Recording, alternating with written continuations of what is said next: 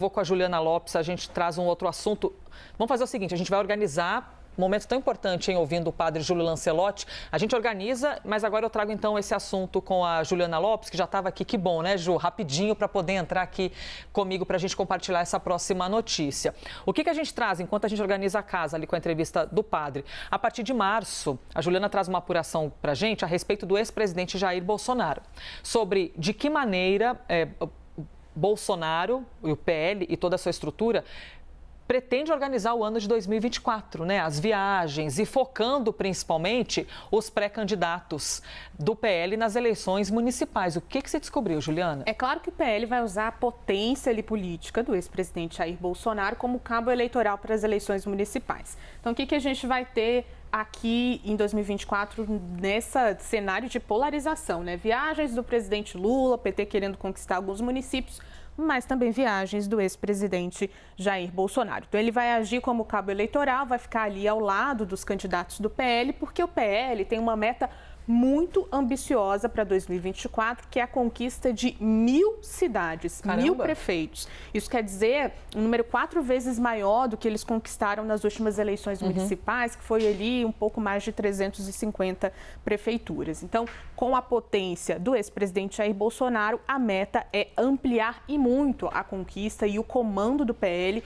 nesses municípios. Isso é importante porque já é uma cama que é feita para 2026, quando teremos eleições presidenciais também, eleições de governadores. Eles miram as municipais para conseguir aumentar a força política deles lá para frente. Porque tem uma coisa que é muito específica, que é quem conversa com a população ali na ponta da linha são vereadores e prefeitos. Então, se você tem ali a conquista dos municípios, fica muito mais fácil conquistá-los também nas eleições de 2026, porque esses prefeitos farão esse papel de cabo eleitoral. Então, é uma construção. Eleição municipal é uma construção para as eleições de 2026, de presidente, governador, enfim.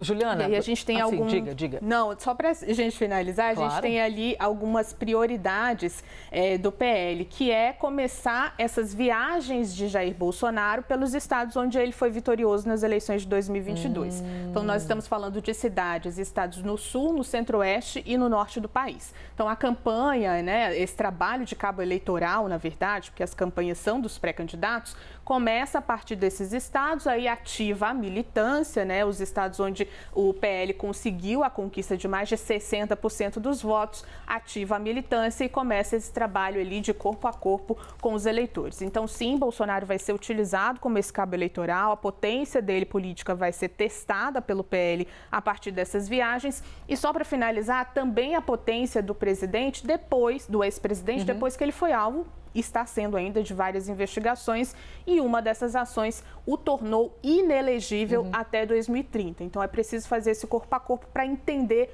qual o tamanho do impacto das investigações e da inelegibilidade de Bolsonaro diante do que aconteceu no ano passado. Pois é, porque mesmo que tenha a inelegibilidade, você não tira a existência, né, de Jair Bolsonaro. Ele continua sendo uma figura bastante atuante, até trazendo a Thaís Arbex aqui para a conversa, na rede social, por exemplo. É muito habitual, né, que essas postagens ocorram, a gente vê que existe ali, eles surfam muito nesse lance de serem oposição, trazem muitas palavras fazendo oposição a Luiz Inácio Lula da Silva e ressaltando bastante, né, Thaís Arbex, na minha gestão, somente em um ano eu consegui tal coisa, houve a diminuição de tal índice que era terrível para a sociedade brasileira. Então, ele continua muito vivo, muito ativo nas redes sociais.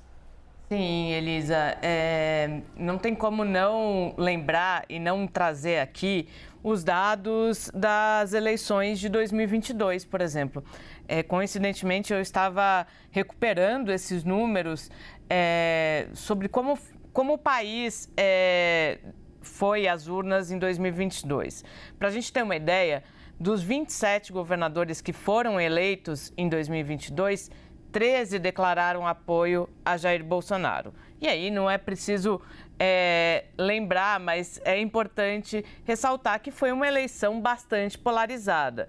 Uma eleição que mostrou um cenário de polarização extrema. Lembrando que o presidente Luiz Inácio Lula da Silva venceu por uma margem bastante apertada. Isso quer dizer o quê? Quer dizer que, a despeito de Jair Bolsonaro estar inelegível por 8 anos, o bolsonarismo continua vivo. é nisso que ele vai se fiar para tentar construir, fazer com que essa base de apoio siga viva para as próximas eleições. Mas aí é preciso a gente trazer aqui também, não sei se a Juliana concorda, o fato de que a divisão dessa direita, ela pode acabar sendo um fator determinante também, Elisa. Porque, por exemplo, o que está acontecendo aí em São Paulo, com as candidaturas do atual prefeito Ricardo Nunes e o nome de Ricardo Salles. Então, a gente tem uma divisão que pode acabar afetando esses planos de Jair Bolsonaro de consolidar o seu legado, o seu ativo político para os próximos anos. Elisa. Tá aí o olhar de Thaís Arbex e Juliana Lopes. Juliana trazendo também a apuração sobre esse trabalho de Jair Bolsonaro e o desejo do PL de pelo menos 1.000 prefeituras, né, Juliana, que você citou para a gente. Ou seja, aproximadamente 1/5 do número de cidades, de municípios aqui no Brasil, são mais de 5.000.